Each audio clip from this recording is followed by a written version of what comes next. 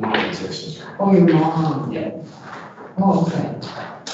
It's tricky. Yeah. Well, there's 10 of them. Amendments and 2 amendments. Yeah, well, yes, 2 amendments, correct. There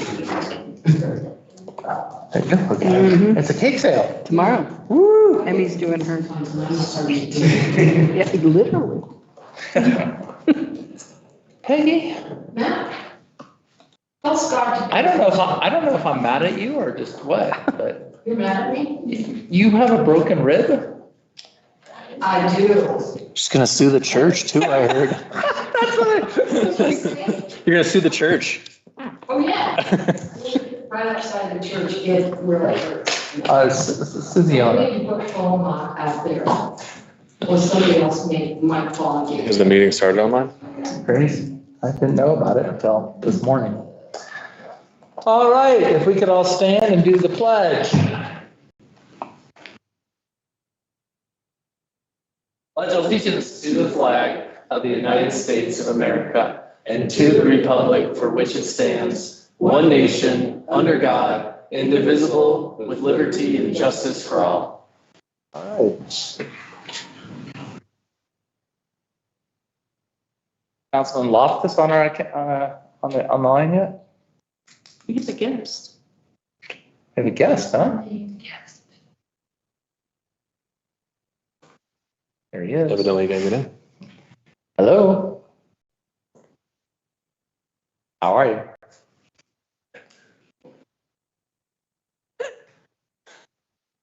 Okay. And did you just try to get in?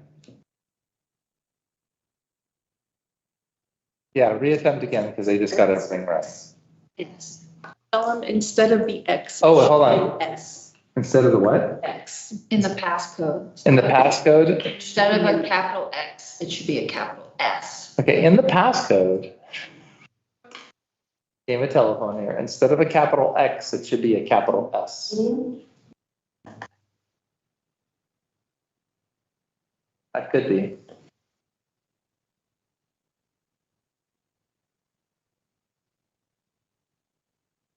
All right.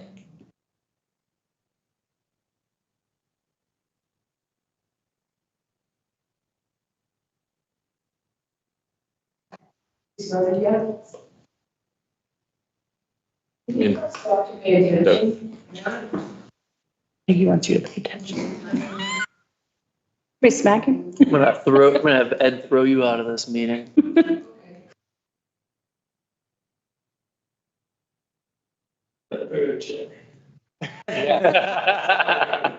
She's got a broken rib. You gotta be careful. Yeah.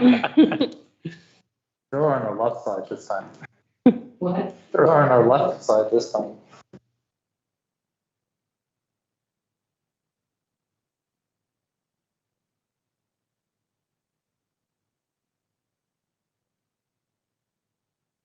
Huh?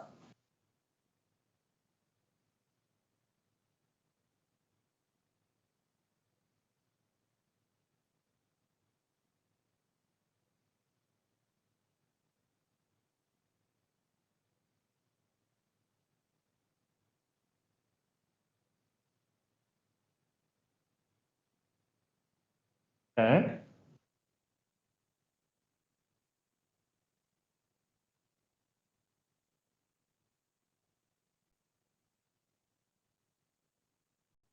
No problem. Do you mind if I just put you on mute and I'll come back to you in a moment.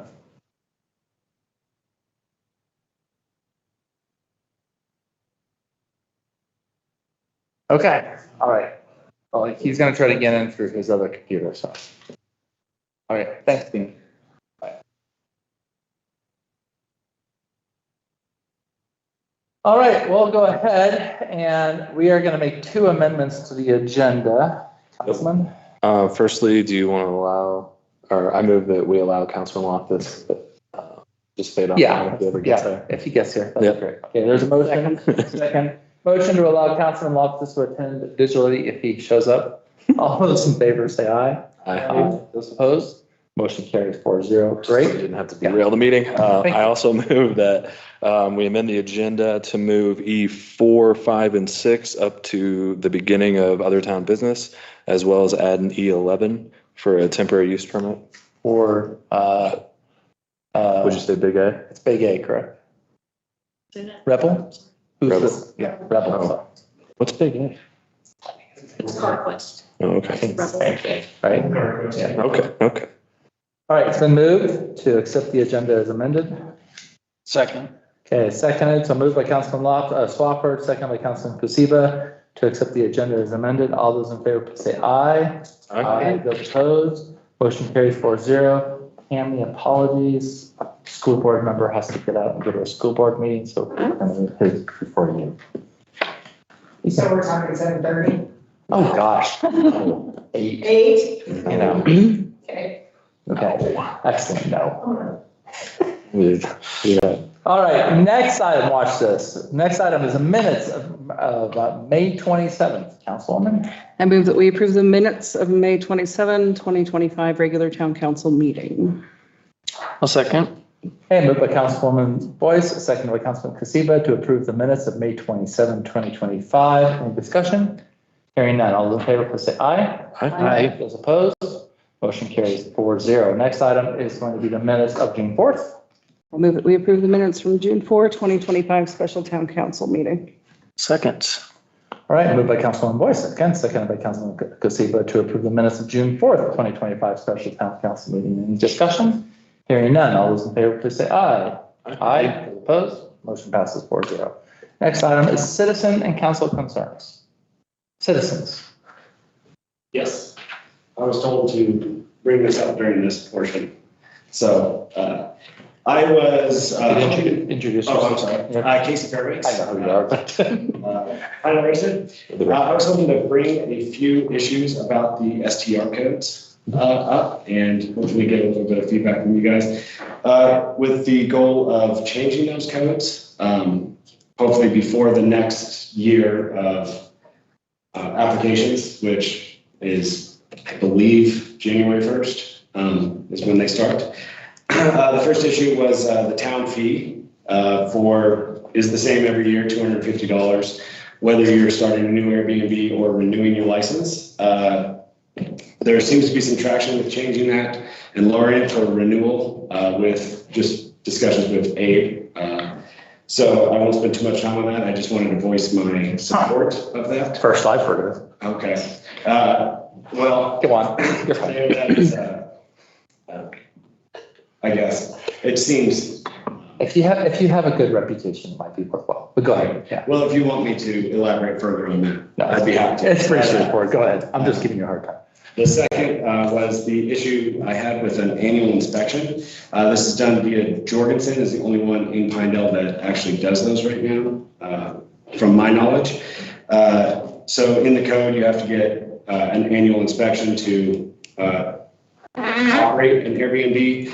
The cost is $100, which is probably going to go up in the future. They come by and push the fire alarm button. Nothing changes in the unit. They don't, windows, doors, they stay the same. From my understanding, this was a suggestion lobbied by the hotels in the area to ensure that the same level of safety as required by surprise fire marshal visits, which can happen anytime. After talking with the fire marshal, they say they try to do those once a year with every establishment, which I'm assuming is why the annual inspection was put up. The issue I see is it's a personal residence and a commercial building are completely different structure types of business. And the fire marshal does their inspection for free, while I have to pay a fee to have somebody come and inspect my building. I understand I can't have the fire marshal come by to every Airbnb free of charge. But that just, because it is a different type of business, different type of structure, that's why the fire marshal won't come by. So I would propose a different level of scrutiny for Airbnbs, personal residents that are being rented to transient visitors, rather than a commercial building hotel that is housing dozens of families that have multiple exits, multiple floors, versus my 1- and 2-bed rentals that there's doors, windows. And the only people that might start a fire or cause safety concerns are the people that are staying there rather than, your next door neighbor in the hotel start. So Can I play devil's advocate as you go along? Or do you Yes. want to tell your point? Oh, no, I'd be happy to. I don't know how you want to do your presentation. I mean, I think in my opinion, you stated it actually really succinctly, is that you're operating a commercial business in a residential zone. And you're operating a commercial business out of a residential house. And so I would even argue that a commercial building is at a higher standard, and that's why inspections is probably less required than it would be for a personal home, which could be built by any electrician who says, hey, I'm going to do my own wiring. And if you ask Chief Cooper what the number one cause of fires in Suffolk County is, it tends to be, homeowners that did their own electrical work afterwards. So that inspection, I think, is kind of important. And the other thing you stated was that, fires in a hotel could be started by somebody staying in the room next door, and the fire in your house could be started by somebody in the house. It's the guest who could start the fire, right? So I think from the perspective of mine, I know it's a burden, and that we can look at what we can do about maybe decreasing that burden. But honestly, I think having an annual inspection so that you can operate a commercial business in a residential zone that provides safety to visitors who come in is not unreasonable, because things do change. Piping, wiring, things happen within a house after 5 years, after 10 years. And so in my mind, that's something, but we can definitely think about it and talk about it. But just to give you my point of view, and also I'll point out, it wasn't instituted by the hotel lobby. It's actually started because it's a safety procedure that we felt that if you're going to run a commercial business in a residential. Now, parenthetically, as I told Abe when he and I discussed your issues, your case is unique in the sense that you have a very large piece of property around you. And so this is part of the challenge, right? Because we're not talking about the guy who's running an Airbnb next to Scott's house. So, but there's these things that are very difficult for us to try to separate one case from the 99, for example. So. Gotcha. Yeah, my bad. I just assumed that it was because the fire marshal said every year they try to get in there. So I guess made a leap. Because we felt like if somebody's trying to operate a commercial lodging business, then apples to apples, the expectations of a commercial lodging business, whether it happens to be a Baymont or you, should be more or less the same to assure the security of people who are staying there and the neighbors who are around them. Because again, if a fire started in your place, it probably won't impact too many people in town. I mean, you. But if a fire started in the Airbnb next to Scott's place, that could be multiple dwellings that go down. So we have this concern of we need to make certain that in general, somebody operating that procedure, because you just never know who's staying in your Airbnb. I completely understand that train of thought. My argument against that would be Jorgensen's comes and pushes the fire alarm button. I could do that and tell you that I did that. Well, yeah, and that might be a good discussion. The electrical, the plumbing issues that might start a fire, Jorgensen's annual inspection will not catch those. So we need to make the inspection more stringent. For the same amount of money. It needs to be, the same amount of money. But Good luck on my that. point is there's no, annual inspection just for the sake of it, to say, oh, we get it inspected annually, even though it doesn't actually have any effect on the safety of the place. Yeah, the reason we did it was for the safety. So to your point, if it's been reduced to check the box for $100, that's not fair, and I would agree with that. So let me talk to staff and we'll figure it out. Because if that's all the fire inspection is, then to your point. But if it's actually them going and checking things and looking at things, and yes, renewals are probably easier than the first times, but the idea is a safety inspection. Well, I don't know how they would come in and check like the wiring and the plumbing and stuff like that, I guess, would be. My issue is everything they do, I can do on a questionnaire and just say, yes, the fire alarm works, this works, this works, this works. But it comes presuming that you're the honest one, and maybe you're the one out of the 100 that is the honest one, and 99 aren't. That's I know, Casey, Mr. Fairbanks, that's been our challenge, is how to legislate for 100 instances when you might have one really good actor and 15 bad actors and 84 actors who could care less. And that's when we get into legislation, it's really hard to this person gets this rule. I don't know that there are 84. My opinion would be you put up a speed limit sign that says 25 miles an hour. Most people are going to go 25 miles an hour. No, not I can tell you right now. I was talking to an attorney about how municipal municipal officer, but it's not 100 to be clear. I'm just giving you a round. Yeah. Oh, we're like, how many short-term rentals in the town of Pinedale? 26, Yeah. 27? Yeah, to be clear, it's not, I'm just giving you a number. And we've talked about, to your point about the town fee, 250 every year. I know not necessarily at the council meetings, but we have discussed about if you've passed everything for like a 3-year stretch or something, is there some sort of relief we could do there? Just for the people, to your point, to reward or incentivize the good actors. Yeah. So it's not that it's falling on deaf ears, just to be perfectly clear. Yeah, well, all of these kind of go right along with these lodging tax, the more expenses that get added on to Airbnbs, the higher we have to hike our rates, the less we're filled, the less money, economically we can do. So, Yeah, my counter would be is the town is allowing you to run a business in a residential zone. And when we have I would zoning say that's as an residential. American, I would be allowed to run a business. I'm sorry? I would say as an American, you're allowed to do certain things with your own personal property. No, yeah, but I mean, when you have a Lamborghini, you don't get to drive down the highway at 65 through the town of Pinedale or even 90 on the freeway. I mean, there are restrictions on our freedoms. That's makes it so we can live in community. And when you moved into the town of Pinedale or any city or town, there are planning and zoning bills. I mean, you buy a title and essentially you're saying, I agree to live by the rules that govern this community. So Yeah. it's just one of those With a things. voice in those rules. Yeah, absolutely. But you signed on to the rules and then you come in afterwards and say, oh, by the way, I want to change these rules because now I know I bought this for residential, but I want to turn it into a business. And it's like, well, that's not what the zoning is for. So that's where that's why we have a planning and zoning committee with 5 separate people who have that discussion. They come to us, they give us their advice. And so it's a dialogue. And so to Councilman Swapper's point, you're not falling on deaf ears, but there's reason and logic why we have planning and zoning rules. Yeah, well, I would just say that the feedback I've gotten from town staff so far was we are interested in what private citizens feel about these rules. And Yeah, always.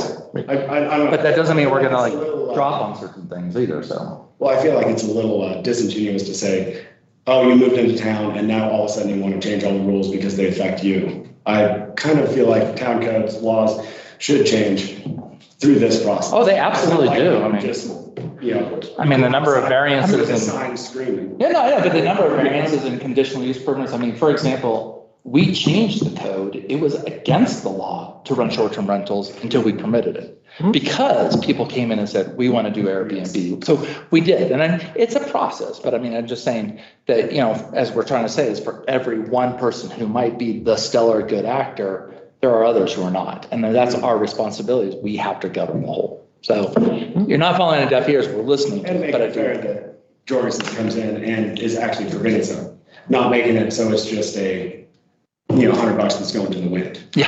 I'd be interested to hear from the fire marshal or Chief Cooper. I imagine that from their perspective, this would be a concern. And then my follow-up question to them would be, why aren't you providing that service to this commercial business who's operating in a residential area at the same level that they are for our hoteliers? So I agree that $100 to have somebody press a fire extinguisher or a fire alarm doesn't make sense. I also think that if other private business, I'll say, is getting this service for free from the fire marshal, why isn't that being provided to you as an STR? Yeah. I asked them the same question. Their basic response was because it's a residential law. And that might be a question that we need to bring to the state then, because that doesn't seem appropriate, given the changes that we've seen with the STR boom in the state over the last several years. So, yeah. I will fully support that. So I have no problem with the inspection, to be clear. Yeah, no, I get it. Yeah, We didn't, I absolutely. mean, The inspection, that is- For somebody unless to you- push a button. yeah, unless you relay what's going on, we wouldn't have known that, Okay. honestly. Okay. And then the last one was, I'm assuming you guys are, or Abe said he had talked to you perhaps about the insurance. The town of Pinedale attorney's interpretation of the code requires all STR use to be covered under the insurance policy.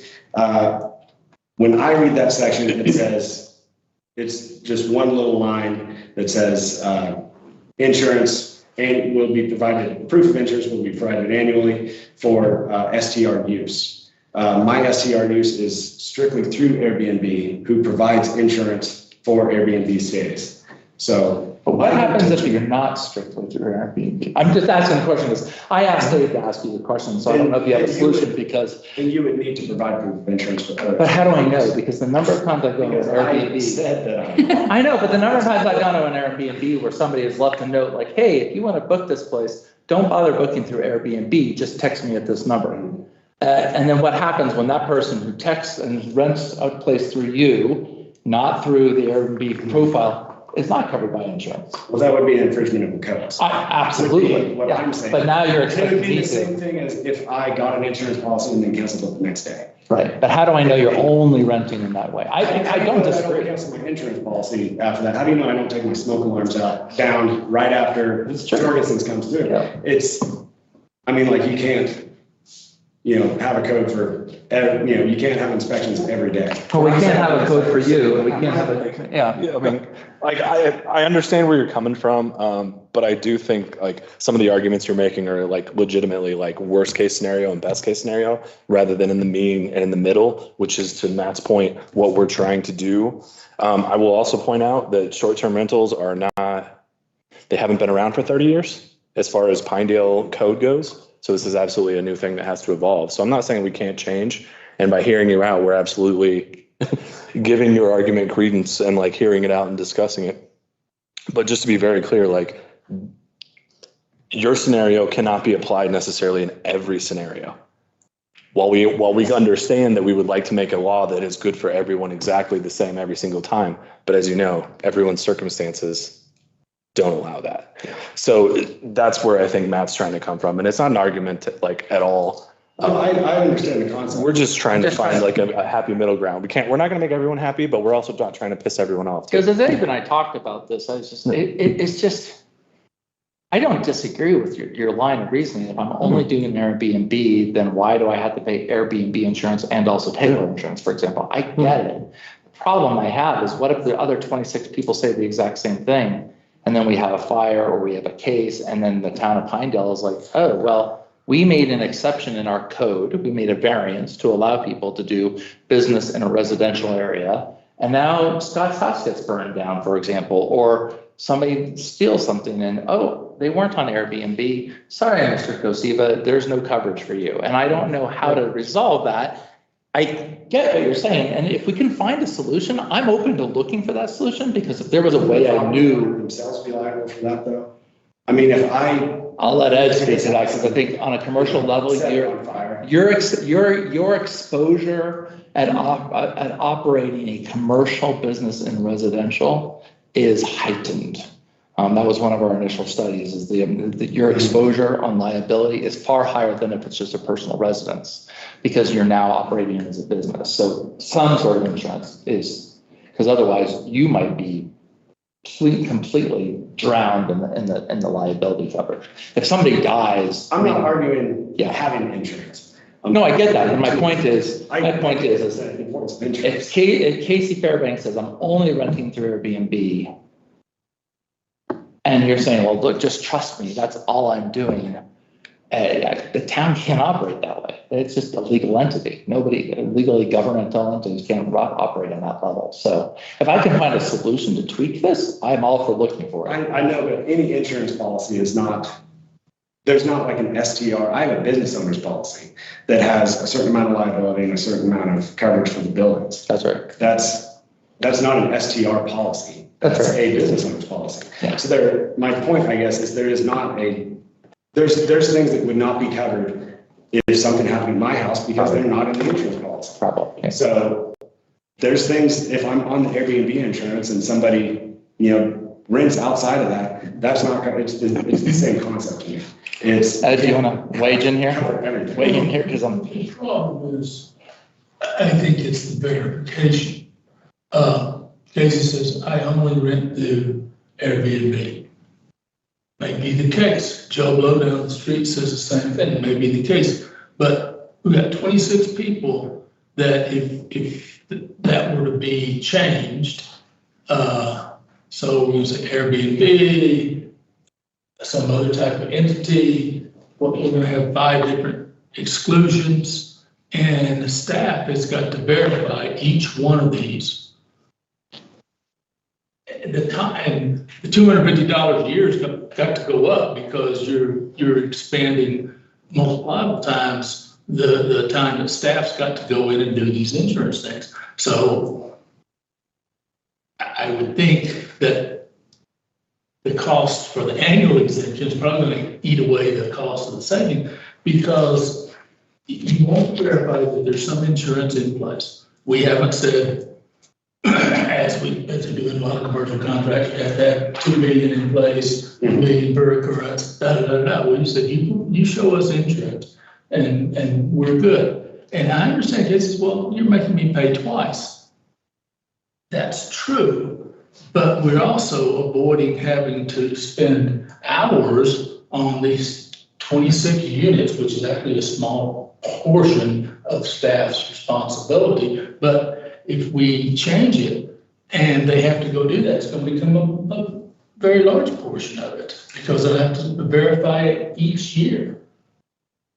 So that's where I'm going. I understand the situation, and when they brought it to me, I said, yeah, he is paying twice, but how do you verify with the same instance? Some people went by themselves, and I've had the same issue in Laramie. Oh, call us next time, we'll just do it correctly. Okay, we'll give you a break. You save your, 30% Airbnb fee and yada, yada, yada, right? So, I mean, we understand. There is no way to verify that.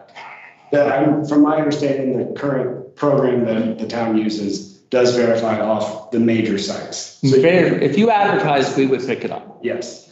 If you left a little post. There would be no way to verify if I said, hey, Tyler, That's right. Come on by. Mhm. But to that same degree, there would be no way for you to know that I even did that if I don't have a permit in place at all. And if I was just like, hey, why don't you come and rent the place, whenever you're in town. Well, but if we found out if you were operating a business in a residential zone without the permit, then you would be exposed to other fines and. So if you found out that I was operating outside of Airbnb, why wouldn't it just be the same thing? If I sign an affidavit that says here's Airbnb. That is actually exactly what I thought. I was thinking of that, and then you put a gigantic stick there that says, if you operate outside of Airbnb and we discover it, then there's a $5,000 fine, for example. So that the guy's like, hey, I'm never going to do this. Don't worry, it's not a threat to me, right?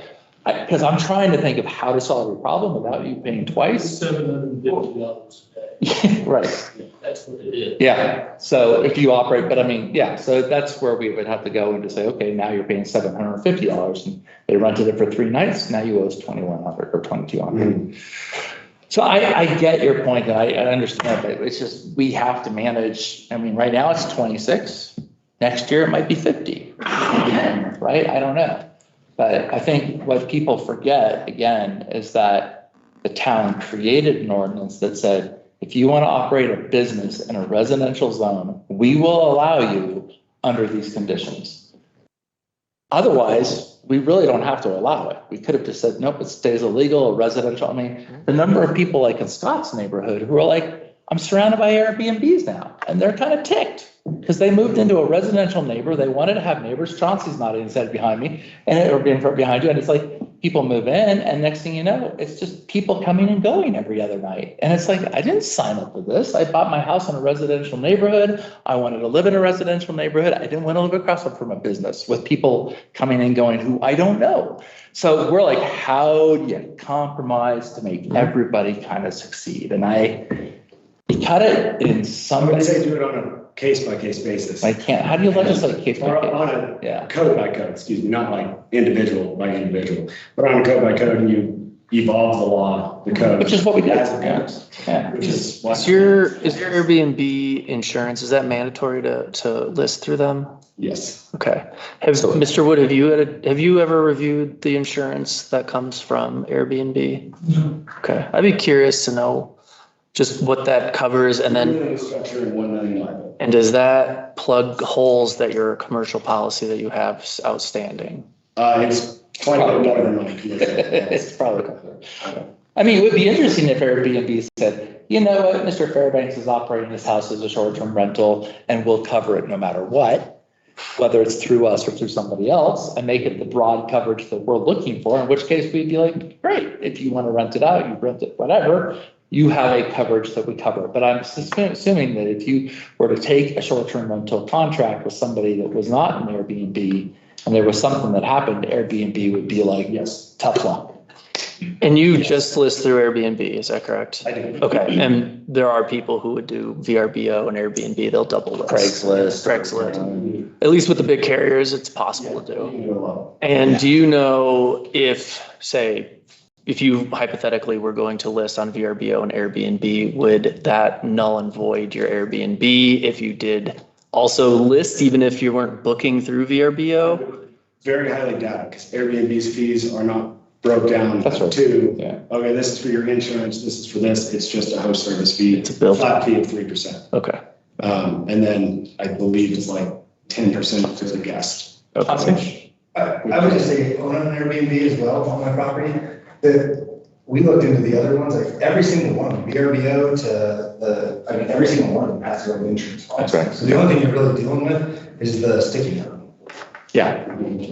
So if you had, if you knew that people were only working through a system, then I think that would be the proof, right? The problem is what do you do it when the bad actor says, I'm going to go 30 and the 25 and I hit a kid, right? And I don't know what to do with that because we still have to protect ourselves against that side. And I feel like they would, whether they were listed on Airbnb or not. I mean, that's an issue, not just in this scenario. I wish we had more citizens like you, Mr. Fairbanks. I'm saying is if I took it off Airbnb tomorrow, I could still list, word of mouth. Yep. And rent it all I wanted and just not tell you guys anything about it. Yeah, but And it would be illegal. Yep. Just like if I printed my Airbnb insurance policy, signed an affidavit, said, I'm only on this site, it has insurance, here's the insurance policy, and then I went and did that. And theoretically, So it'd probably it's be more, the same. it'd be more costly to do it illegally than legally, I suspect. I mean, is that the key here is to make it that much more cost prohibitive to do it illegally so that the good actors who are doing what they should be in good faith? Yeah, right. But I mean, I guess the question would be for staff is how does enforcement look like? Because I mean, if you're making that annual call Can to, you imagine Michelle having to make a visit to every house that's up, like, rumored, like, gee, this house across the street next to me keeps on having guests all the time. well, no, I mean, and that's the ultimate issue is like, we do have finite staff and we also want to be sensitive to your operating costs as a private business. And striking that balance is tough because, Chelsea and Michelle and Abe have a million things going on, but how can we strike that balance so that for you as a good actor in the STR world are not being penalized for the bad actors that we certainly have in town, my neighbor included. And there might be a solution. So I just wanted you to understand where my thought process was, because I don't disagree. Make you pay twice is frustrating, and I don't want to use the word fair or unfair, but that adds your operating costs, right? I get that. But at the same time, I have to worry about the 20 others who may not be as great a, host as you. So anyhow, I'm balanced with taking care of the needs of 2,000 plus citizens in the town of Pinedale and protecting them with what they purchased at the same time. It's like, okay, Mr. Fairbanks is here. So let us think about it. I've talked to Abe. I've asked Abe to talk to you. If you can come up with some clever idea, happy to sit down and we can talk to Ed. And is there a legal way we can work this out? And then we could amend the ordinance and say, here, this is the way it's going to happen. And maybe there's a way to make it happen. My suggestion would be an affidavit that says I'm only on, these sites that do carry, and then you just turn in Airbnb's insurance policy every year with your renewal. The other problem I have with that code is just the ambiguity of you have to have an insurance policy. So if I'm not mistaken, if I just show up with something that says STR and insurance, regardless of the amounts that I'm insured for, that would qualify? Or? At this point in time. Okay. So I would have an issue with that as well, I guess. If we're being so nitpicky about the amount, the kind, and worried about, if we're honestly worried about, somebody's house burning down because of an Airbnb guest and that burning the whole block down, if I have $5 in coverage from some You're not wrong. two-bit operator, it doesn't make any sense. No, you're not wrong. And if we're fighting so much about the The reason that Airbnb. was dealt with first was to not insert the town into the private business operations of the landowner. The purpose of requiring insurance was to at least make a requirement that a person that's running an STR notify the insurance carrier, hey, I'm not living here. This is being operated as a itinerant guest, whatever. And that was the issue. We didn't get into the issue. Well, we need 2 million, we need 1 million, we need 500, for the very reason that we didn't want to get that detail. I mean, it had to be changed. As you say, the whole thing can be changed. And it is a process to address changes that come up over the years. This one's a fairly short-term ordinance compared to a lot of the others that have tweaked over the years. So, but I guess to my point, you're saying that, you know, you would have us talk to our insurance, so our insurance carrier, who in theory does our home insurance, would know that we're not just living there anymore, we're operating as an STR. You would put that on the citizen to, you know, make sure all his T's were crossed and I's dotted. But I could not tell my insurance carrier, my primary insurance carrier, and then just get a junky policy from somebody else. A handwritten one and bring it in, you know, there's no, so, which. Thank you. My point is, I didn't do that, other people don't do that, I'm assuming everybody comes in with a Taylor, State Farm, something normal, so if you put the level of trust in the citizens to do that, you know, and now you're saying, well, what if they, you know, are putting sticky notes on the cabinet and renting to private citizens? So there has to be a level of government oversight that, you know, eventually it goes away and they just, you know, it's just the trust of, oh yeah, he said he's doing this, he's going to do that. So yeah, I guess that's all. I won't give it Thank you. time. We'll think it. That's what. Appreciate it.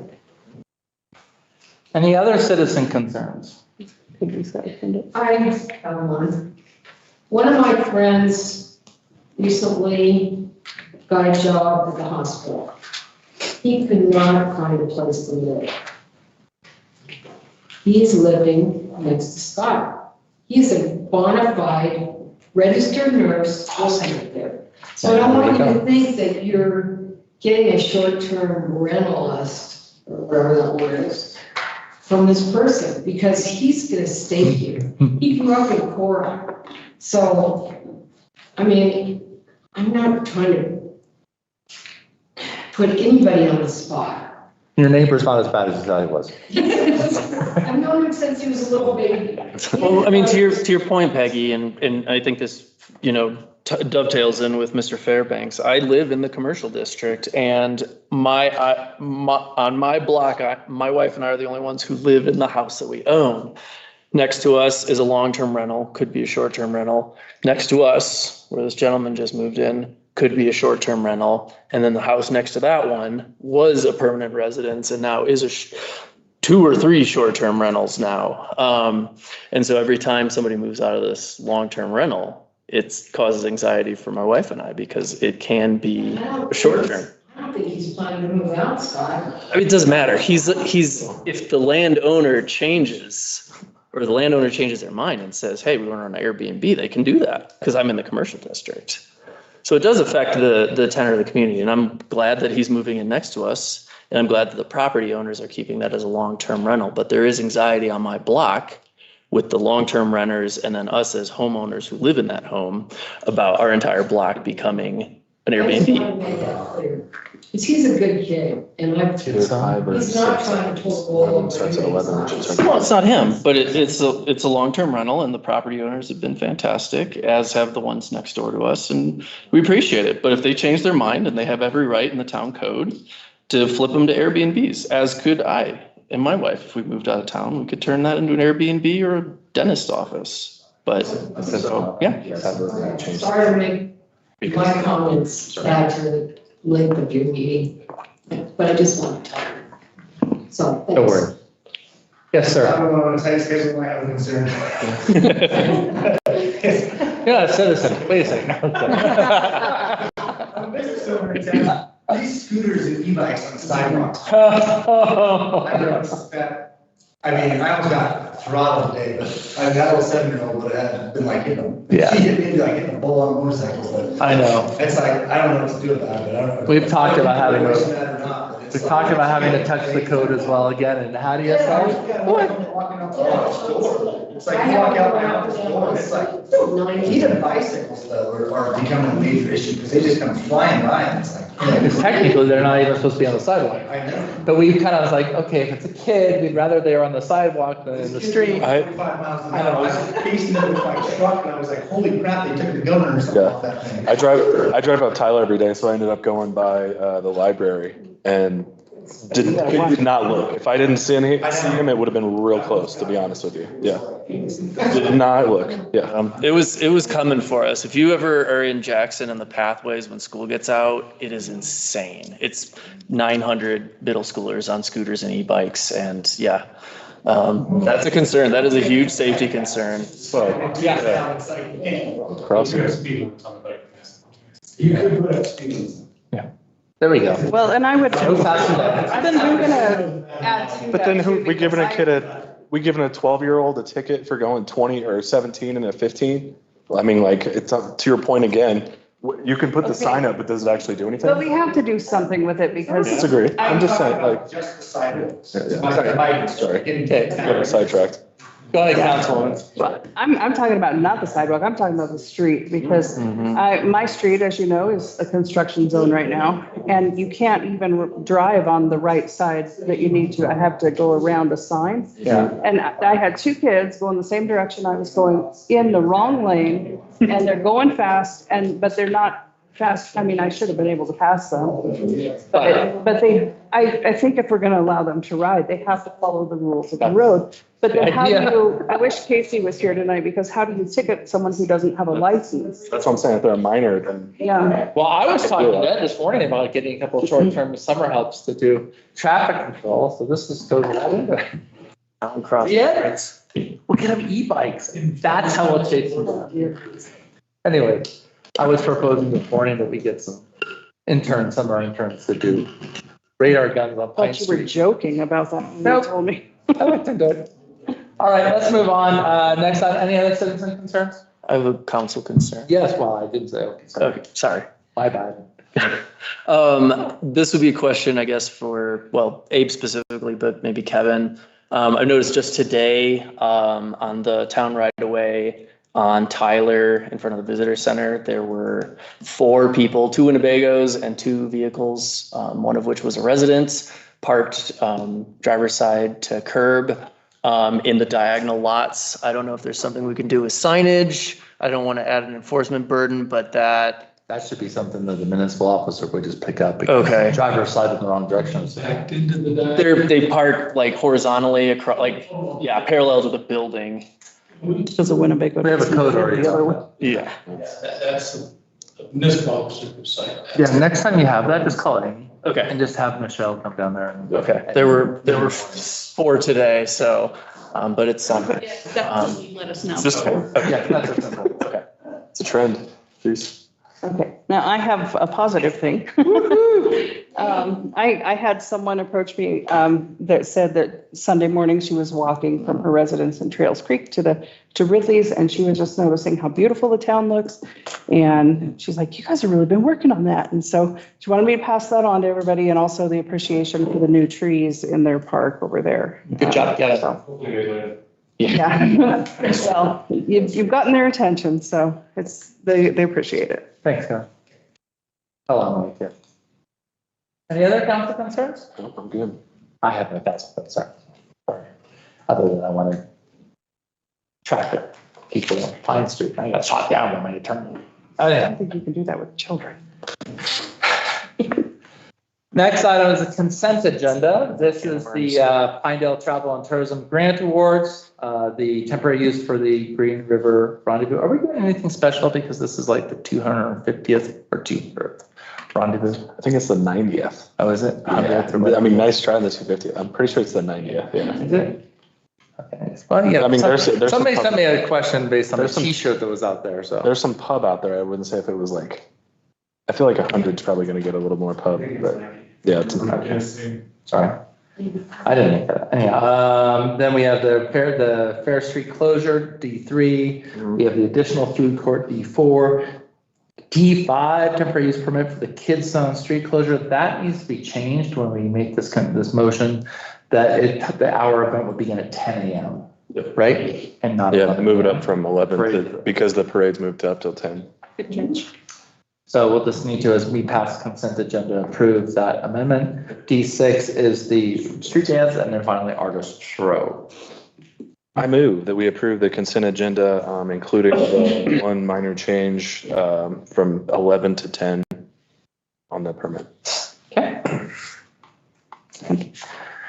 Moved by Councilman Swafford, second by Councilwoman Boyce, to approve the consent agenda as published, with the amendment of the kids zone street closure being changed from 11 a.m. to 10 a.m. Any discussion? Hearing none. All those in favor, please say aye. Aye. Those opposed, motion carries 4-0. Is Dean one of the guests? Dean was not able to Okay. connect. All right. Also realizing. Yeah. Is there a Dean Loftus in the room? Okay. Next, other town business. Tammy, again, apologies. We Or moved. will I? Yeah. We moved. Or will I? Wait on a second.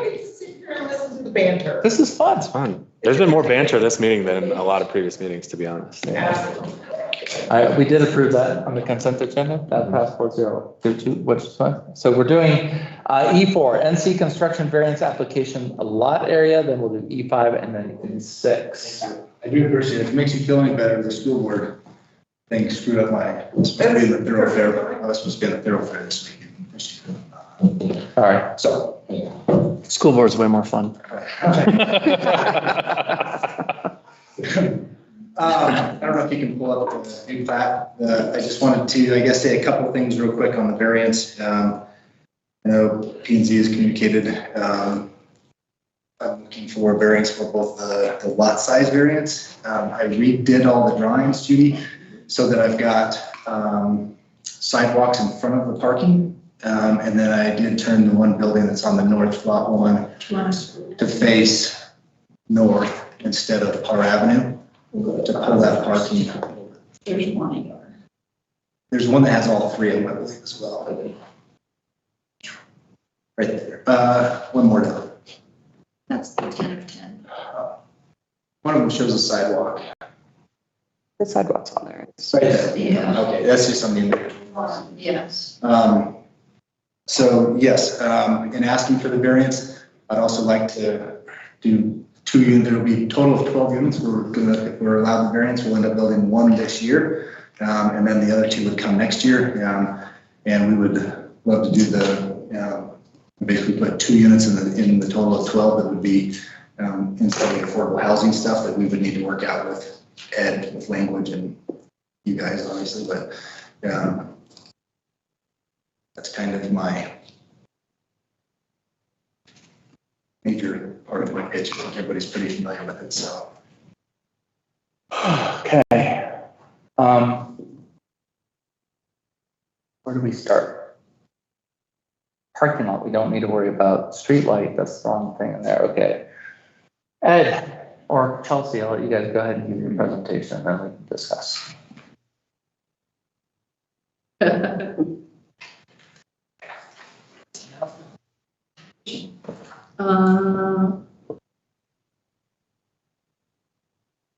Just do your best, Abe. I am not Abe at all. It is not my thing. I mean, I guess Judy can probably speak mostly for it. The discussion that we had is the sidewalk was a big issue as far as not letting cars pull or back out and cross the walking path of citizens. So obviously this is a positive change for Chauncey. And I think just the lot size was also kind of a thing of concern given a fourplex on the size lots that he has. So that's definitely something to look into. So R2 zoning currently allows a fourplex, but we would have to have 12,000 square feet. Right. For the. So my question that we had, and you and I talked about it once, is like, why I mean, I think this is great, so thank you for being willing to put a couple of the units into affordable housing, but why only 2? There's only 12. Okay. When you and I had talked, we had talked about 1 for 6. Well, yeah, right. And I mean, we can potentially adjust that, but that was also talking about when we go to plan entertainment, there will be larger complexes than the. That, thank you. There's your timing, because I think the problem that we have, I've heard from a couple of council members and other people, is that essentially you're going to go from the potential of having 6 units to having 12 units. And the 1 to 6, that comparison may not be the perfect thing, because you're kind of basing it on Tommy. What's Tommy's last name? Lee? Bell? Huh? Tom Sleep. Lee. Lee. I said Bell earlier. He's a representative. Right, okay. And they were going, they were permitted 5 and they went to 6. And so for every lot where they went from 5 to 6, they did the additional 1. So I think when we were talking in my office, I wasn't certain if 1 to 6 is the right report ratio, because quite honestly, you're doubling down the number of units, but you're only putting 2 into the affordable housing. So that was my one. I think other than that, I think planning and zoning was okay with it. Yes, so planning and zoning was, as we always do. I do. Because they expressed that they really did want me to share their thoughts on this. We found that we couldn't agree to it because it didn't meet the qualifications, particularly of the fact that it's self-imposed and it doesn't prevent him from using the lot, in a way that would be, I can't remember how the wording is on that, Ed. I don't know if you have that, but anyway, there were several. We have to meet like 7 stipulations in order to be able to do a variance, and we couldn't meet those. However, the Planning and Zoning Board did like the proposal, thought it was an appropriate location for it, particularly because it backs up to zoning that allows that exactly. I would say our biggest concern, particularly my biggest concern, was with the corner lot, because originally it did face Parr Avenue, which is duplexes. And the concern is that one was like the smallest, I think, is that correct? That's the smallest one of the 3. And it didn't seem to fit. But, we had discussion with Chauncey, and I appreciate that he has changed this plan after the feedback that we gave him at Planning and Zoning. The concerns particularly were having the front of it facing Parr, and he switched it to face Jade instead. And originally that the way that the sidewalk was configured, the parking would be having to cross the sidewalk whenever they backed out. And so now it's the opposite way around, which was something that the Planning and Zoning Board encouraged. So I do feel like he's followed the spirit of what we've discussed in planning and zoning. P&Z was very, supportive of the whole concept of this, but we just couldn't approve it as a recommendation based on our other requirements.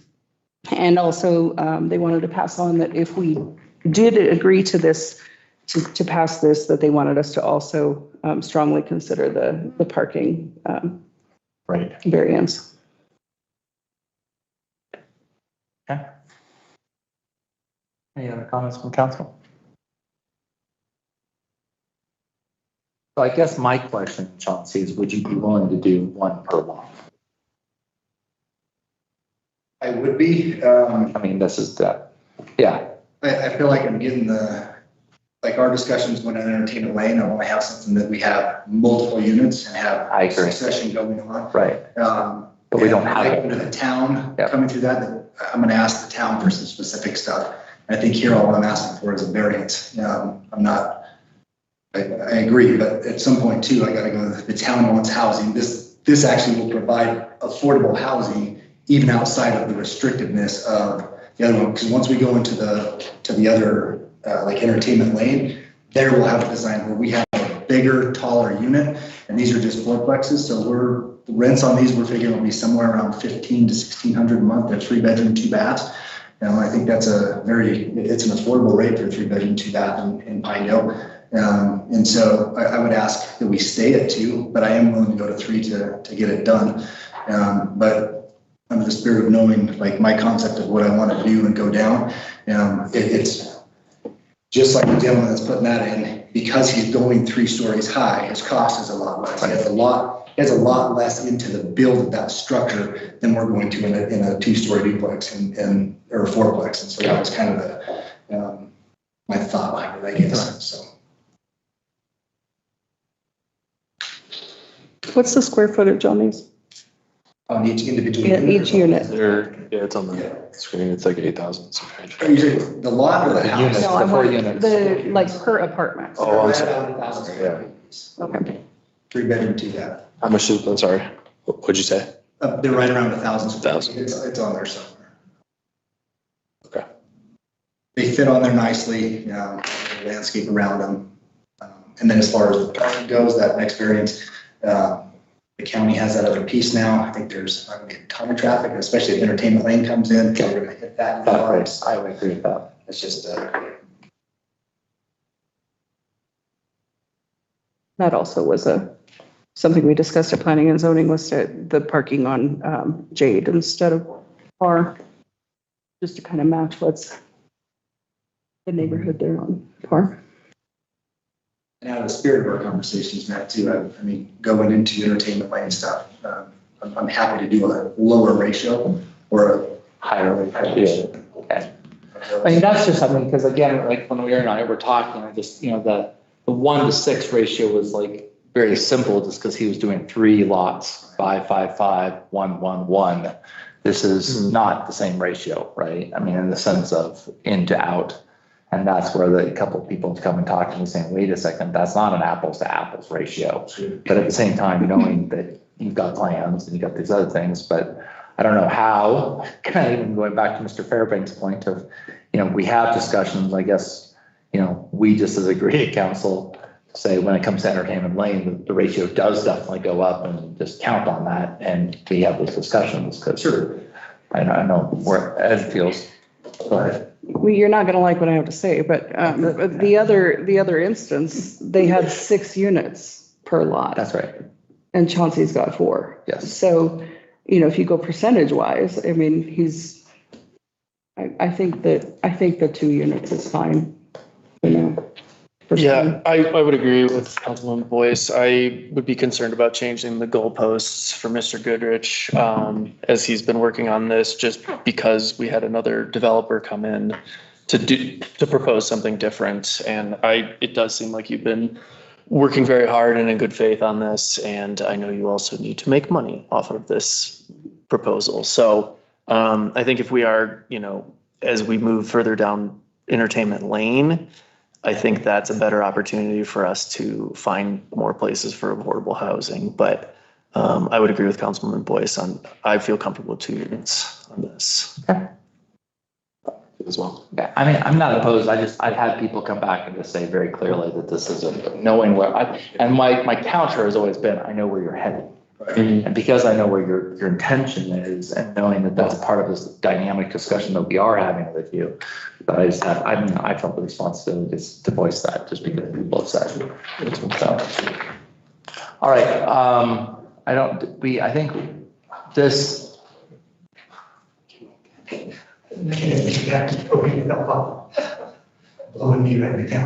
Did we say? Sacrifice a knee.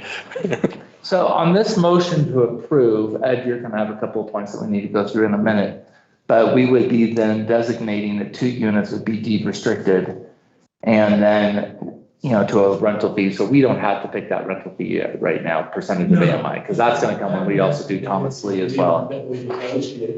Another thing that needs to be discussed at some point would be where these 2 units are located, because 1 unit's going to be built this year, according to Johnson. Is one of these affordable units going to be in it, or is it going to be at some point? Could it be 2 units in the last unit that's built? And then what happens if the last unit doesn't get built? Yeah. Good question. I'm fine putting it in both in the first building. Oh, okay. Well, I am fine with that. and that, honestly, that, But I also know it hit my bus. that's even a better argument to deal with. Yeah. Okay. I'm good with that. Yeah, that works. Yeah, that, That's compelling, Yeah, right? Yeah. Yeah.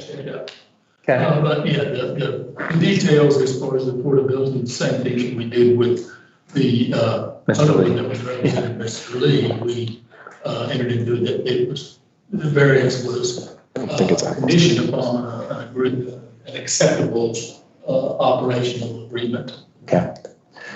All right, So that's good. the problem. The only thing I want to make sure. Yep, that's your, To make a motion to approve, you have to make 7 findings. And they're very clear.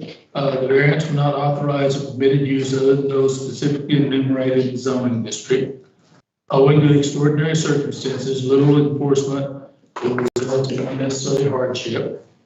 Extraordinary circumstances were not created by the owner of the property and do not represent a general condition of the district. Variance will not substantially or permanently injure any adjacent conforming property. Variance will not alter the character of the district in which it's located. The variance is the minimum variance and the least modification that will afford the relief sought. That the variance will be in harmony with the spirit of the town code chapter and will not adversely affect the public health, safety, and welfare.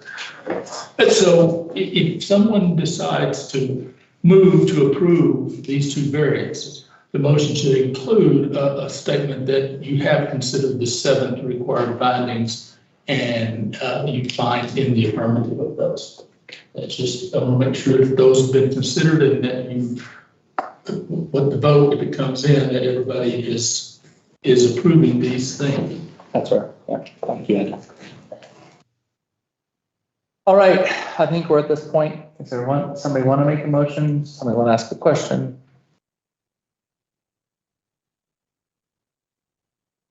You don't want to make a motion? Oh, I was looking up, do we need to like, Oh, yeah, it's do like, we need to read all 7 of those or just say that we consider Okay, all yeah. 7 of those? You consider the 7 required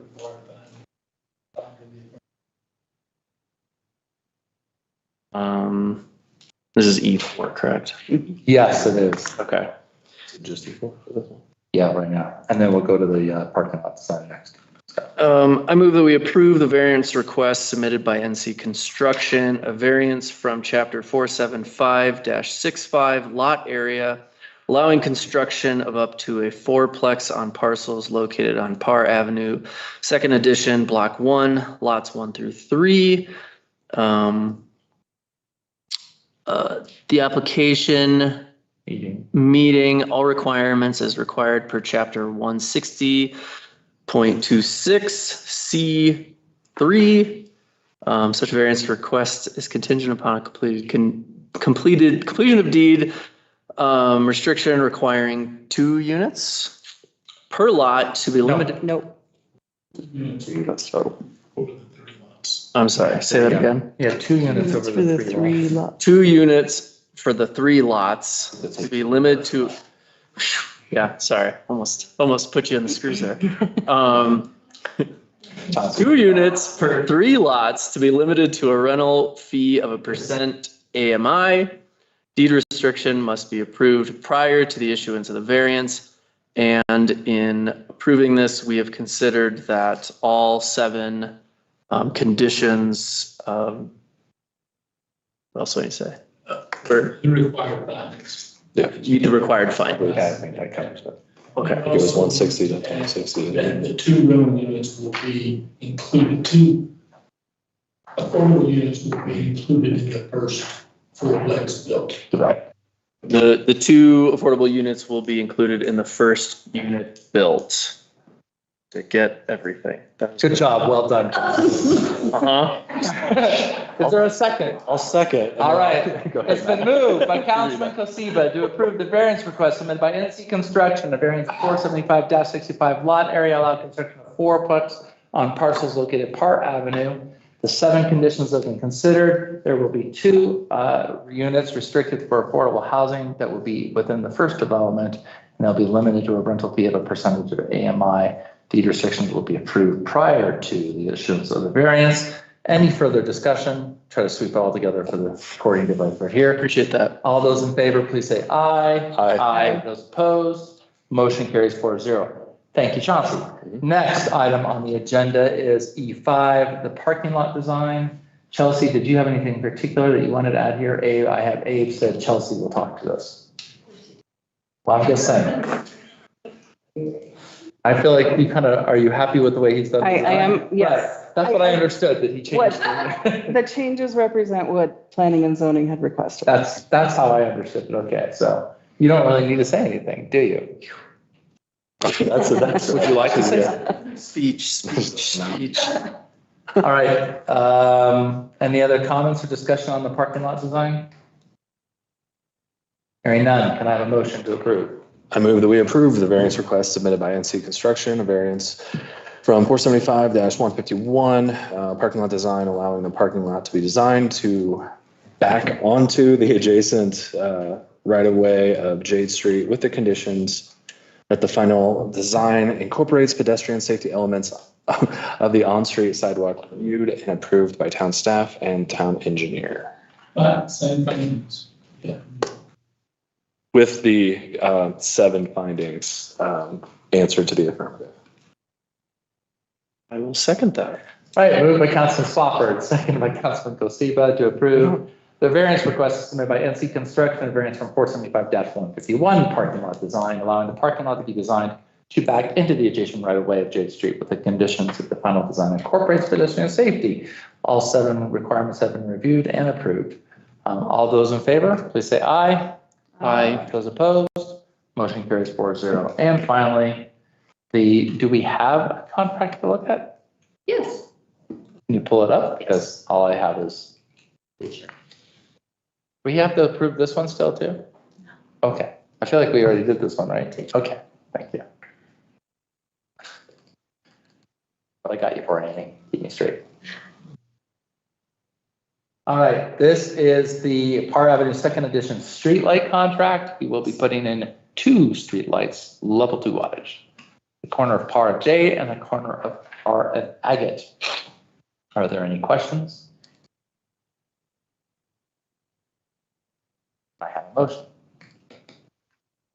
Move that we approve the contract request 7403374 with, assuming that's still the right number, with Rocky Mountain Power for 2 new streetlights as part of the necessary improvements to Parr Avenue Second Edition, with the initial fee to be paid by NC Construction.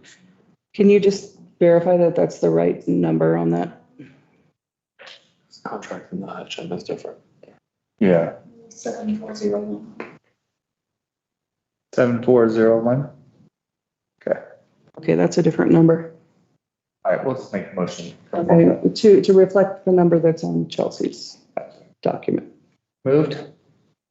Second. Moved by Councilwoman Boyce, seconded by Councilman Kosiba to approve the, Parr Avenue Second Edition streetlight contract, request number 7401556 with Rocky Mountain Power for 2 streetlights. All those in favor, please say aye. Aye. Those opposed? That motion carries 4-0. Thank you. Enjoy. We tried. All right, Councilman Swafford, would you, I'm not going to, unless there's questions, but I will not be handling item E1 or E5 or whatever, Yeah, you gotta- E3 or 4. You gotta be quiet. I'll shut up. Page is it on? Are you there already? It's on page 36. It'll take me a while. You can ask questions on all that stuff, but, right, that's fair. Okay. All right, E1, looking for the zoning verification request for Raven SR and the pilot showroom at 153 Entertainment Lane.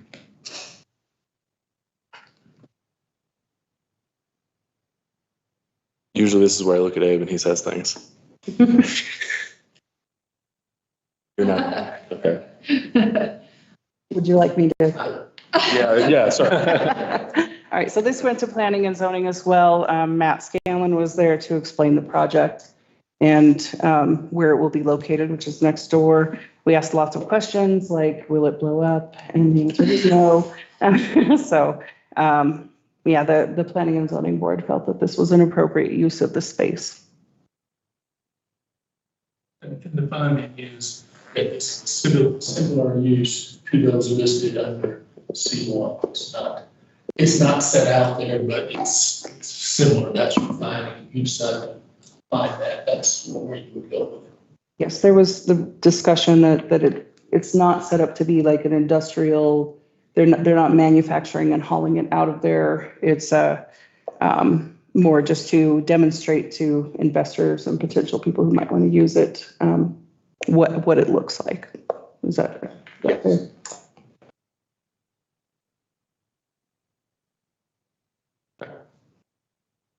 You're good. They brought it to me, I looked at it, and it obviously didn't appear when we went right through everything. But it is similar in nature to numerous of the other ones. It's not a manufacturing project per se, it's just, in my view, and Abe's view, it's operating to show potential customers, basically a showroom. We felt that it was obviously something that was similar enough, it should certainly go to council because that's your determination. Well, and to be fair, I'm mayor and the CEO of this company, so it's good that you go through all the channels. Yeah, that's, So just to be. yeah, we gotta make double sure, so. Transparency, and then also that is the way you make the decision when you decided manufacturing yurts was similar in project to the C1, or maybe it's the C2, I don't know, but C1. But there's nothing in the code that says you can manufacture yurts, but it's similar, so same type of thing. Okay. The only question I have, and I assume the answer is yes, the property owner is not requesting this, the lessee is, that is okay. That's fine. This is simply for a fine. Understood. Okay. Well, there a motion? I can't make the motion since I'm running it. Mayor Pro Tem 10. I move that we approve Raven SR pilot showroom at 153 Entertainment Lane as a similar use to other C1 permitted uses per chapter 475-108A86 of the town code. I will second. Motion made by Councilwoman Boyce and seconded by Councilman Kosiba to approve the Raven SR pilot showroom at 153 Entertainment Lane as a similar use to other C1 permitted uses per 475-108A 86 of the town code. All those in favor? Aye. Aye. Opposed? Abstain? Aye. Okay, passes 301.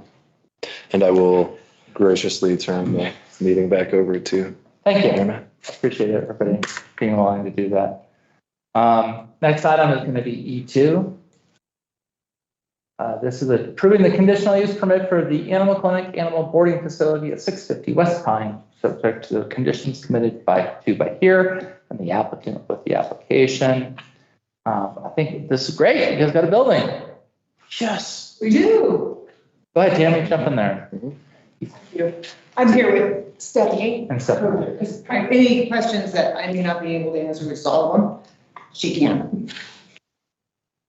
So thank you for having me. And I just want you to know it's very good that I was able to make it up off that chair. I did long leg yesterday. So that's what I was saying. If I sit there too long, I ain't moving.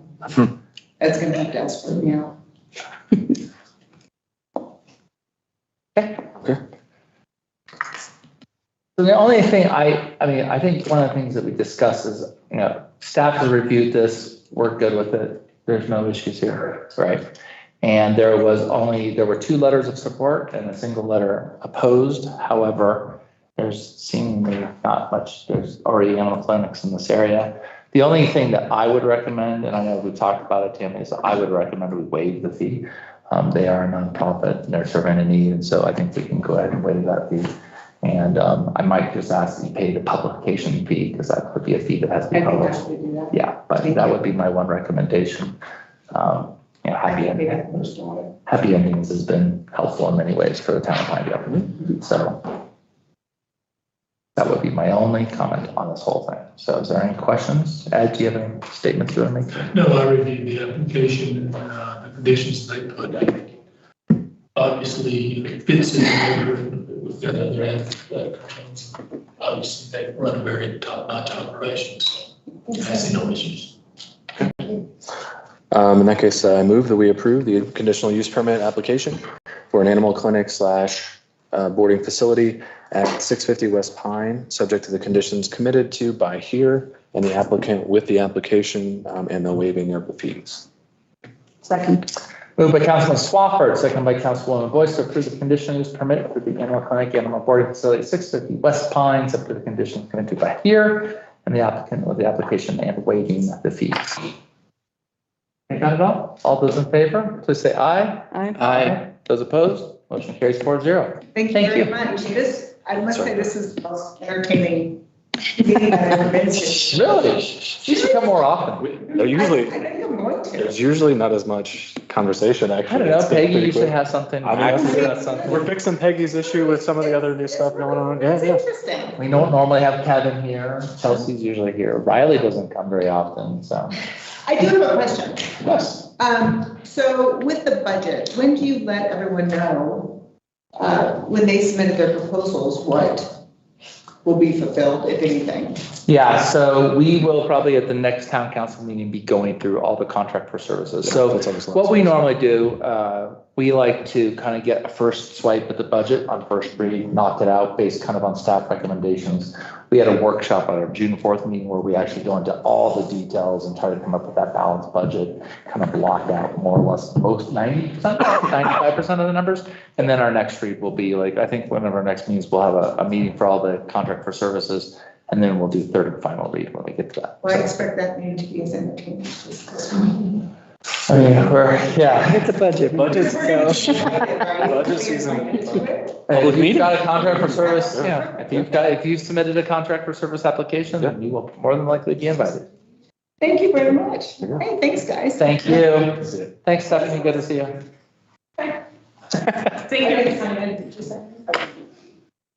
All right, next item is item 3, which is actually item 6 in the order that we're running. Down there. 67. Yep. This is the final plat of the Pinedale Estates Edition, Block 5, Second Amendment, the vacation of Lot 1, the vacation of Lot 8, and the creation of Lot 1 and 2. I will point out, staff and I have reviewed this, Ed has reviewed it, I think we're all on board with it, and the owner did ask if he needed to attend, and I said, no, I think this is pretty straightforward. If people have a problem, then table it so he can at least be here to present, but I think that's pretty straightforward. So. Ed, Chelsea, somebody want to present? My understanding is the improvements we're talking today, the improvements required have been made for infrastructure. There are no changes from preliminary to the final. And so there's nothing else that remains to be done at this point. And it does qualify for approval. Thank you. Chelsea, want to say anything? Nope. All right, there you go. Always got the option. Well, you like to give staff that opportunity to say something. Yay or nay? Please give me a thumbs up. All right, is there any questions from council? If not, I'll entertain a motion. I move that we approve the final plat of the Pinedale Estates Edition, Block 5, Second Amendment, the vacation of Lot 1, Pinedale Estate Edition, Block 5, and the vacation of Lot 8, Pinedale Estates Edition, Block 5, First Amendment, and the creation of Lot 1 and Lot 2. Second. Moved by Councilman Kusiba, second by Councilwoman Boyce to approve the final plat of Pinedale Estates Edition, Block 5, Second Amendment, vacation of Lot 1, Pinedale Estates Edition, Block 5, and vacation of Lot 8, Pinedale Estates Edition, Block 5, First Amendment, and the creation of Lot 1 and 2. Any further discussion? Hearing none. All those in favor, please say aye. Aye. Those opposed? Motion carries 4-0. I feel like we're going to page 110. What page do we go to? 108. 108. 108, thank you. Right, the purchase of a sign for the Mitchell Pond of the Dudley Key Sports Complex from Damon Gelhausen in the amount of $3,500. I like the drawing, by the way. Kevin, you want to say anything? I just got kind of thrown in the middle of this, because Emily Dahl, she didn't meet. I think the sign's great. I talked to my brother, he thinks it's great. We can't really take his design and go someplace else, you know, he can design it. That's the one you guys want, yeah. I'm good with it. So, all right. Is there a motion? Yeah, I will move to approve the purchase of a sign for Mitchell Pond at the Dudley Key Sports Complex from Danny Gelhausen in the amount of $3,500. Moved by Councilman Swafford, seconded by Councilwoman Boyce to approve the purchase of a sign for Mitchell Pond at the Dudley Key Sports Complex from Damon Gelhausen in the amount of $3,500. Any further discussion?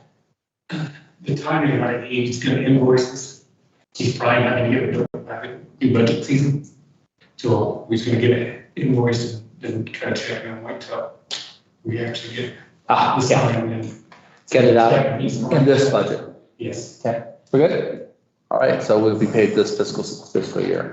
All those in favor, please say aye. Aye. Those opposed, motion carries 4-0. Next item is item 8. This is The Globe by Mark Biffle. It says from Mark Biffle. I think his wife did this, so. She painted it, yes. She painted it. And they want to put it in the bowl out located on the northwest corner of the intersection of Pine and North Franklin. That's by the Cowboy Shop, for those of you who don't know. It's on the other one, right? The other, Yeah. the other corner. And I checked it out. I think it's legit. Is it a wrecking ball? Geographically, it looks right. So it is a wrecking ball. Cool. Yeah. It is, I think it's leftover. Very cool. Yeah. So we need to just execute an agreement. Yeah. Can form. We have some other art form documents that we've done in the past, but you figure it out. That's your. Mark came from PFAC. Yeah, I haven't been able to just say, oh, well, yeah, this is the agreement we had. I think we had it under an overall agreement. But we just need basically the same thing as we do with our encroachments. We have the right to remove it if it's damaged. It's not on us. And we can tell them to move it at any time. If they don't move it, we will move it and charge them. It's straightforward, just the fact that they don't have any built-in interest in keeping it there for a certain period of time. I think it looks great. So we can just get that. Everybody good with that? Yeah, I'll put the format and then we'll send it to you. You can sign it, and they can sign it. I have a motion. Move that we approve the placement of private art from Mark Biffle in the bulb out located on the northwest corner of the intersection of Pine Street and North Franklin Avenue, pending an agreement executed in a form approved by the town attorney. Second. Moved by Councilman Kusiba, second by Councilman Swafford to approve the placement of private art by Mark Biffle in the bulb out at the intersection of Pine Street and North Franklin, pending the agreement by the attorney. All those in favor, say aye. Aye. Those opposed? Motion carries 4-0. I feel like it should be Mark and it's Mark's wife's name. Becky. I was gonna say Melanie, but. We have other bulb outs that could use things. We did, And that'll keep people from hopping the curb too. Stop. Yeah, you hit that thing. It's gonna be different than. Yeah. We should get one of those for town hall, just in case somebody wanted to drive a car. Oh, we need some artwork. Put it right out front. On the walking path, just slow the There speed. you go, right. Of course, then that'll just be a game. I know, it'd be like. Slalom. All right, next item on the agenda is the Pinedale Shallow Water Main Water Overage Fee Consideration. As you know, we're doing our shallow water project and a lot of them had to flush a lot of water. At the moment, I think, Councilwoman, you are the one that has the most use of water at 5,000 gallons. I'm sure I do. But that's because they- below the 10,000 that you're allowed. Okay, So. well, I'm also gonna be watering my lawn this month, Right. so I don't want. So I'm all for covering this. I just don't think there's gonna be very many that are going to have to take it because I know they had said that they were kind of using me as the test. Yeah. So we bled for hours. Yeah, that's what- with everything wide open. When you join the council, you're a Yeah, guinea pig. which was, I'm fine with that. And it is clear now, so that's good. So I'm in favor if we pass this. I don't think we're necessarily gonna have but maybe one person who has this, but. Except and I for think this one on Jade Street, that's a different situation, which goes along with it. So, any other question about that? Spencer is in the middle of fixing a. Actually, Spencer is on. He's been hanging out waiting. If you'd like to say anything. Or is he gonna pull Chelsea? He couldn't come to the meeting in person, really? Smart. Did give me a heads up, I will say. So. Yeah, he gave me one too. Yes. He said. There he is. Man, look at his background. Are you at home in a rocking chair instead of being here? I am at the moment, yes. I came home to eat some dinner before I go back out to the water line leak situation. Which one? Sitting in front of my church. Oh, not the one in front of the crowd too. That's fine about it. Something happened. We came in church on Sunday with a big puddle of water and we're like, huh? And they couldn't even turn off the water turn off.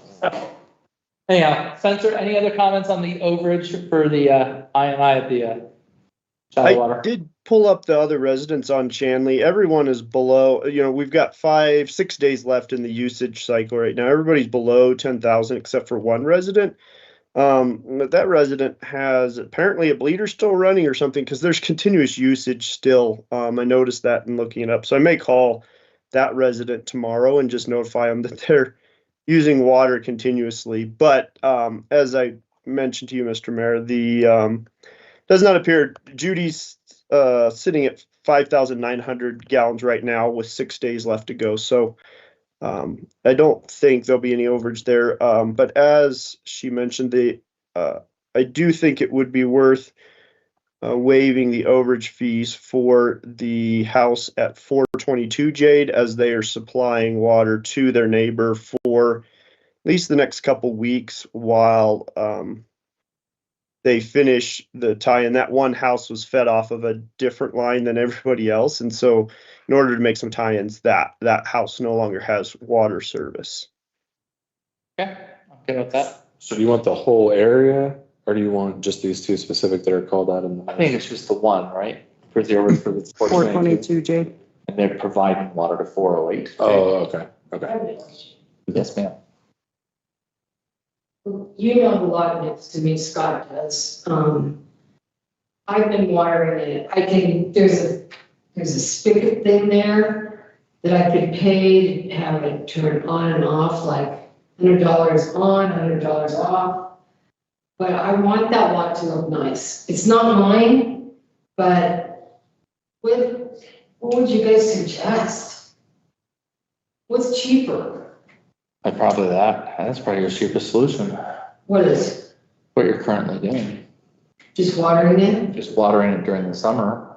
Yeah. Yeah. So you don't get over. Because if you keep it and you have to pay $60 or 60, whatever, $70 a month for times 12, you're going to pay a lot more, but you're probably turning it off in September and turning it on in June, I suspect. Yeah, I just turn it on. So you're spending $200 there and you're saving yourself 1, 2, 3, 4, 5, 6 or 7 months there. So you're probably saving money. Thanks for doing mail for me.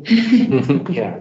I think that was gross. Actually, it's more than that, like 9 months. I Yeah. think more. Yeah, so you're saving money. And that's nice because it is nice to walk by and see green. You're a nice person. And vote. I move that we improve the overage fees for water and sewer bills at 422 Jade Street during billing periods where temporary water is provided to the neighbor located at 408 Jade Street to accommodate the completion of the shallow water main project. I'll second that. Okay, moved by Councilman Swafford, second by Councilman Boyce to approve the overage fees for water and sewer bills at 422 Jade Street during the billing period. Temporary water is provided to the neighbor at 408. Any discussion? Hearing none. All those in favor, please say aye. Aye. Those opposed? Motion carries 4-0. I will say, Spencer, if by some reason in the next 6 days, people in that shallow water district end up going over, I'm happy to come back and revisit that and waive those fees. Yeah. Yeah, I didn't know if we needed to make that ahead of time. No, I didn't know what the numbers were until tonight. I'm actually going to be gone part of this week, so I don't suspect I'm going to have any issues. The only thing would be is, if the crew needed to come back and do something there, because they have sometimes come and turned the water on there in the front yard, then, take that under consideration. Well, if you go over, we'll come back and visit it. So. Good? Okay. Next item, private event catering permit application consideration. This is from Lou's Incorporated for permission to transfer their liquor license from Rock Springs to Pinedale to cater the Parker James wedding. The Department of Wyoming Liquor, right, has approved this. It has to be approved by the host city where the liquor license is, and it has to be approved by the guest city. Interesting. So it has been approved previously by the other, and it now is on our docket to approve. I will say, and I did say to Amy, I would rather this be the exception than the rule, because I think ideally our own liquor license holders would get this business, but I think this is a friend of the family and they are from like Kemmer or someplace like that, right? Rock Springs. I thought they were Kemmer, yeah. So there's kind of like a discussion there that they're bringing some friends up to do this. And so I get that. It's a wedding. So, but I would rather we don't do this on a regular basis because I'd rather our people get the business instead of somebody from Sweetwater County. Yeah. But anyhow, do you have a question? Amy can answer it all. I have a question, Amy. Probably you don't, maybe this is an Ed question. Does the transfer of it up here mean that they can't serve alcohol in Rock Springs on that day?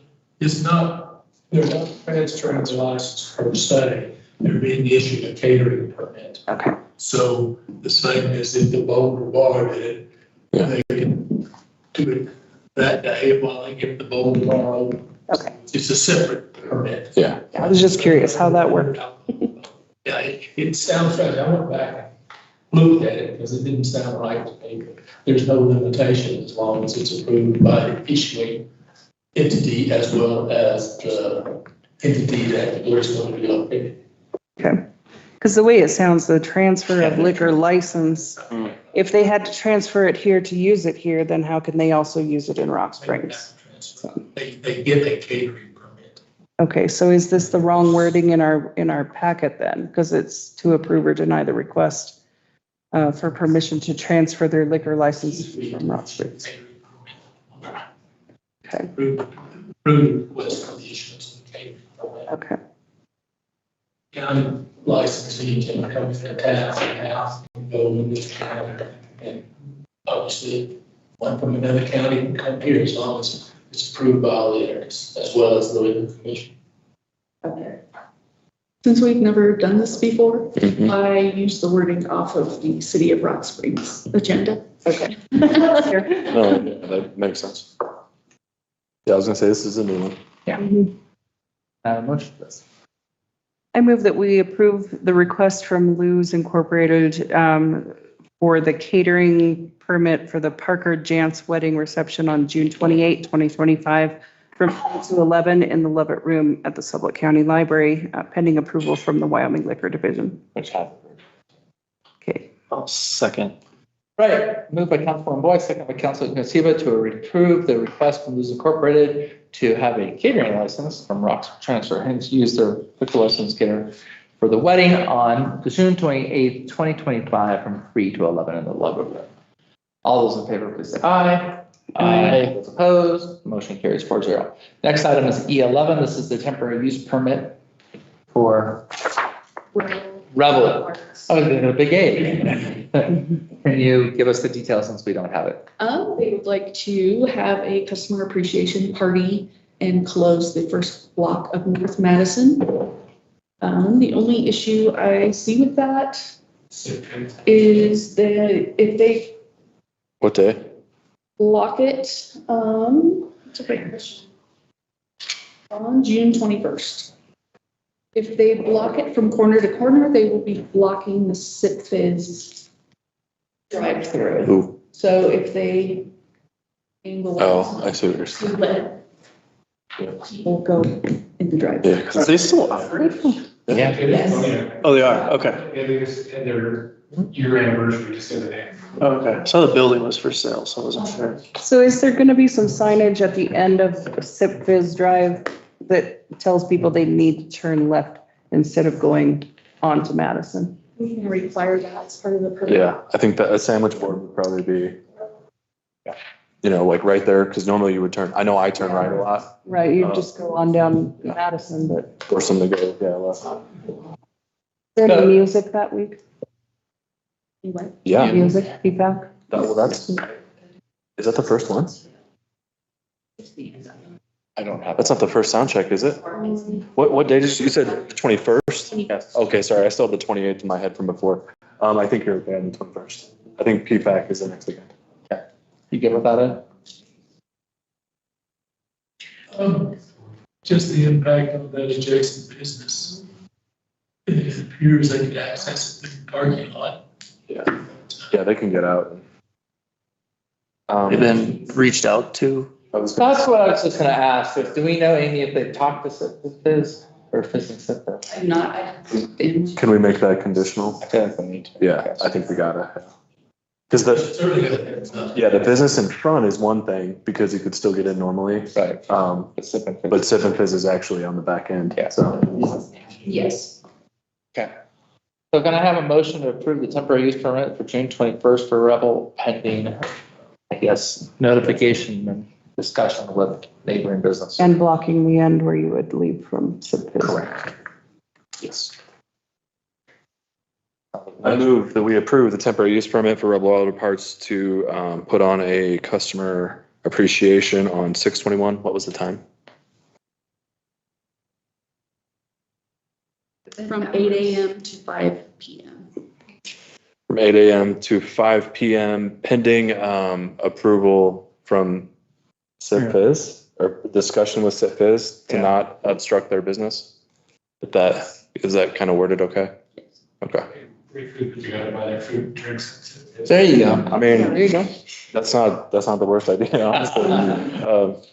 Yeah, from 8 a.m. to 5 p.m. on 6/21.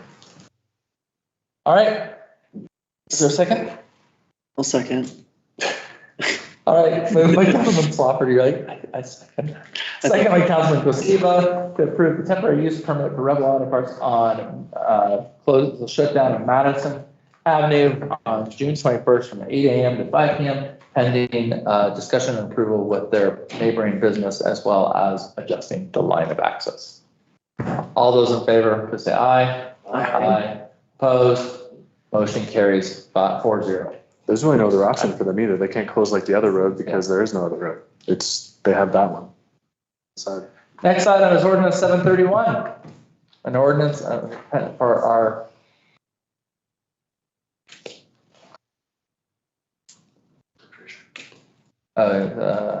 yeah, first read, sorry. Yeah, look, well, wait a second. Okay, first read, amended appropriation ordinance for the ordinance fiscal year ending June 30th.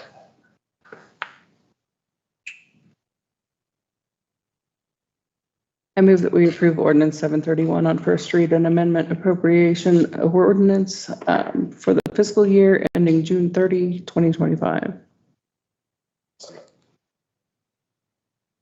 All right, moved by Councilman Boyce, second by Councilman Swafford to approve ordinance 731 on its first read. All those in favor, please say aye. Aye. Those opposed, motion carries. Next item on the agenda is a presentation of bills. Spending all the rest of the money. I move that we approve the bills for June 9, 2025 in the amount of $632,779.67 paid with checks 31477 through 31516. Second.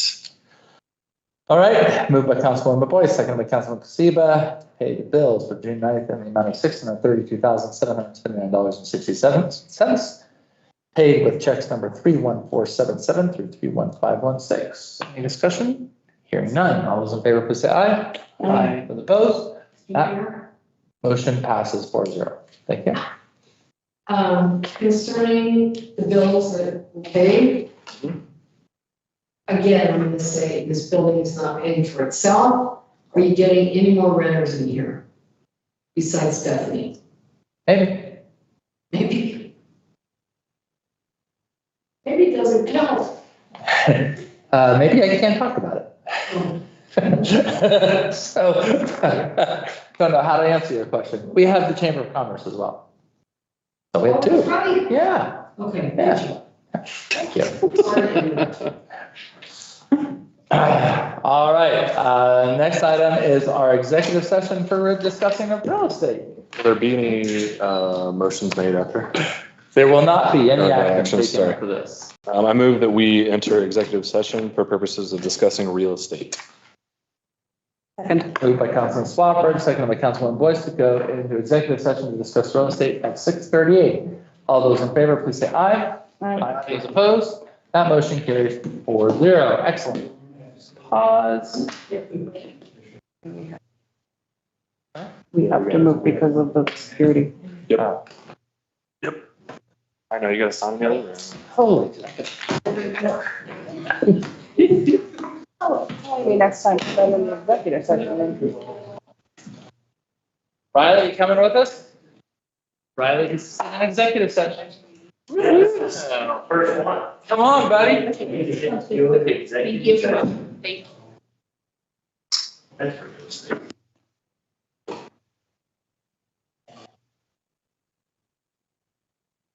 Possibility. Are we leaving the room? Yes. Yeah, I think they're going in. I think they're going to Matt. No. Someplace, ain't it? I'm going by your office, Greg. Yeah, yeah. I don't know. I'm not